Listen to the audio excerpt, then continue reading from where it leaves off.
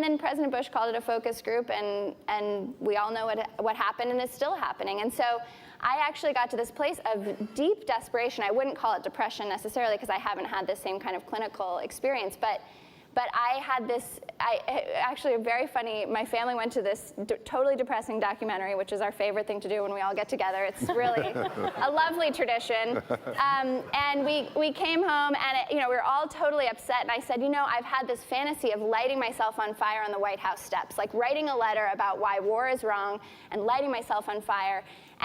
And I realized it was totally overdramatic and ridiculous, but it was speaking to this thing of like, here's like a white woman in America with a safety net and all kinds of privilege, and I feel so powerless that that's what I want to do. Like, something's going on here. And that's when I started to deconstruct the narratives I was holding on to and the ideas I had about what successful rebellion looked like, right? Like, I wanted to do the march and have the war stop. I wanted to canvass for the president. I wanted to win, and I wanted him to win. Like, I had this very transactional relationship with the idea of rebellion.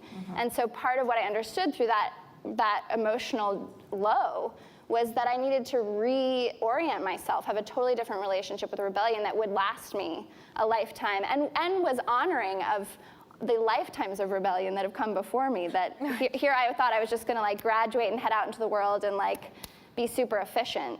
I'm a little suspicious of efficiency, in part because I crave it so much. And I think that that's a very generational thing, is like we're really obsessed with efficiency, and emotions aren't efficient. And I think rebellion in many ways isn't efficient and never will be.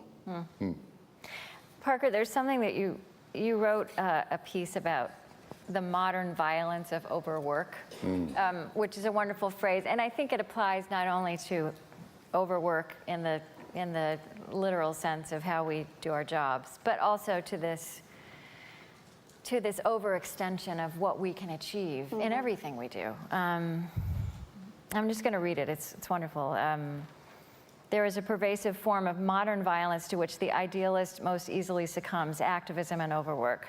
The rush and pressure of modern life are a form, perhaps the most common form, of its innate violence. The frenzy of the activist neutralizes his or her work. It destroys the fruitfulness of his or her work because it kills the root of inner wisdom, which makes work fruitful.